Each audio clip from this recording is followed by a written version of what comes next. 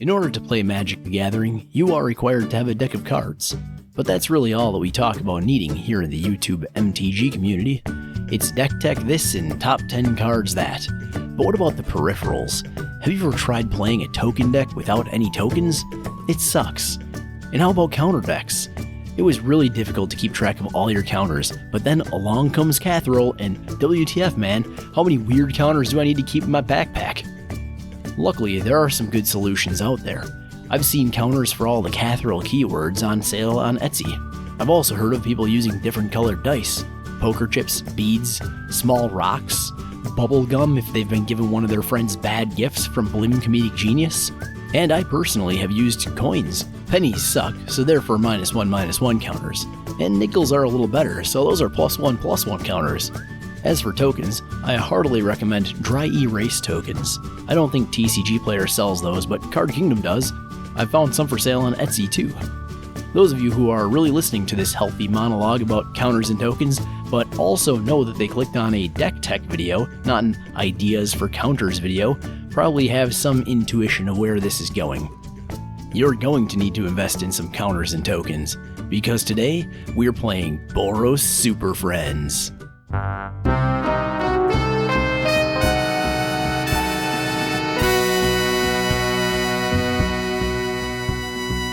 Welcome to the Uncommon Commander, you who dare to click on that thumbnail, your home for tomfoolery and skullduggery in MTG. My name is Ryan, and I'm happy to be your host for this deck tech, which shall be Boros Superfriends, featuring Mila, Crafty Companion at the helm. Mila is a legendary fox creature that costs 1 generic and 2 white mana, and has a 2/3 body and the triggered abilities. Whenever an opponent attacks one or more planeswalkers you control, put a loyalty counter on each planeswalker you control. And whenever a permanent you control becomes the target of a spell or ability that an opponent controls, you may draw a card. Yeah, she also has Lukka on the backside of her. We're not really going to be casting him at all. I would say the only time you should cast Lukka is if you think you have a reasonably good chance of getting to his ultimate, which can be a redundancy for some of our other cards in the deck.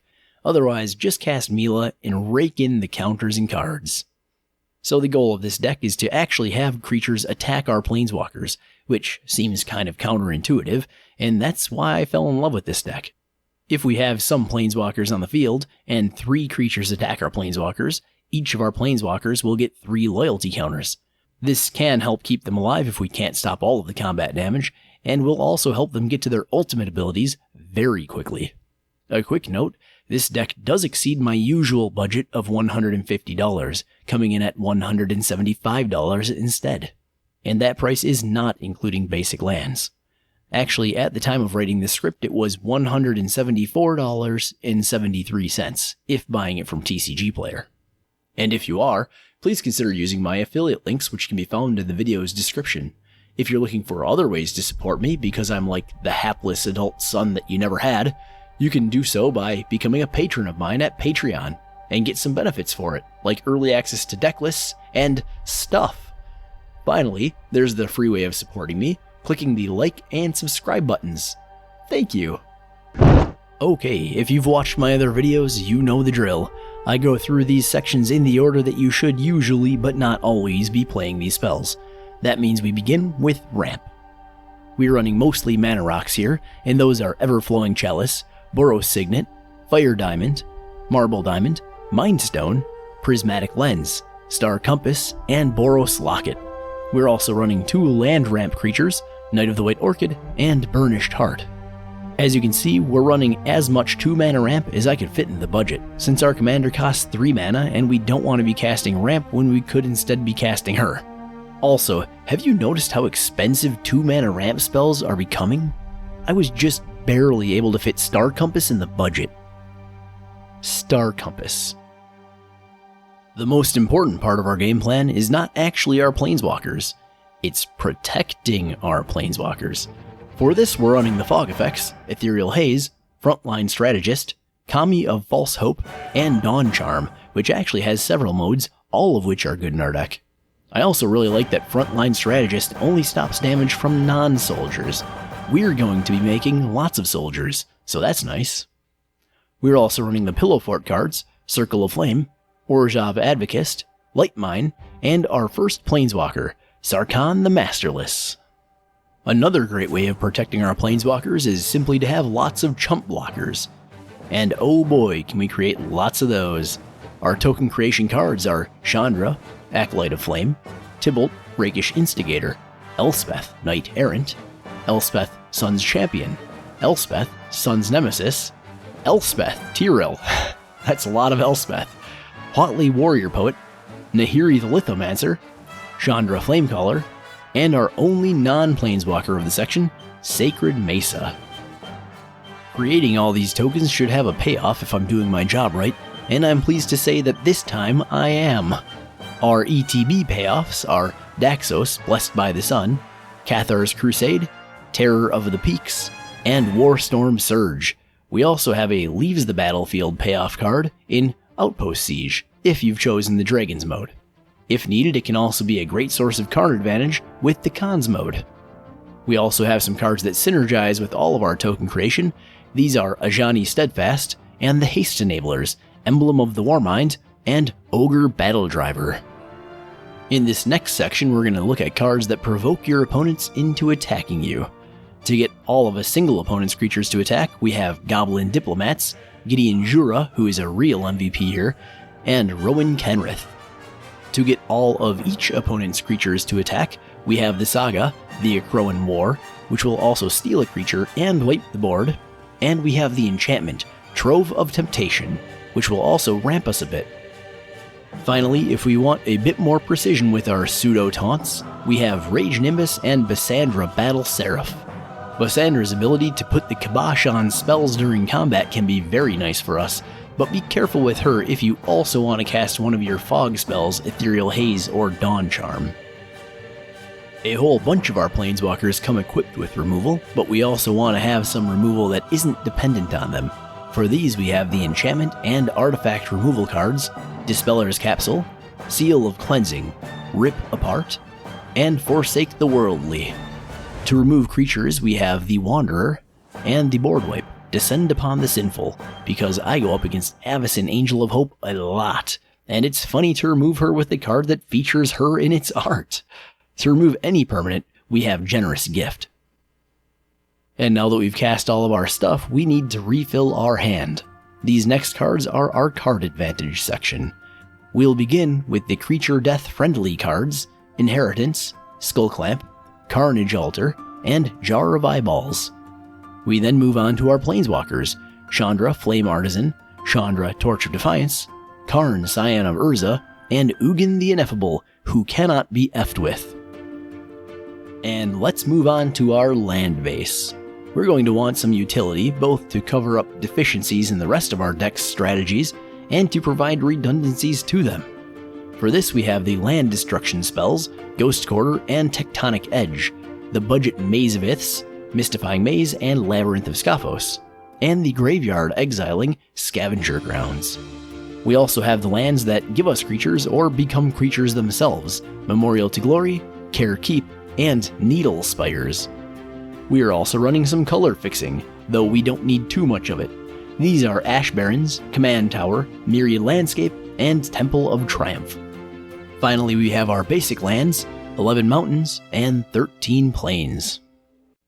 And this brings us to our final segment, where we've saved the best, most interesting, or arbitrarily chosen cards for last. This is the segment that I like to call The Final Countdown!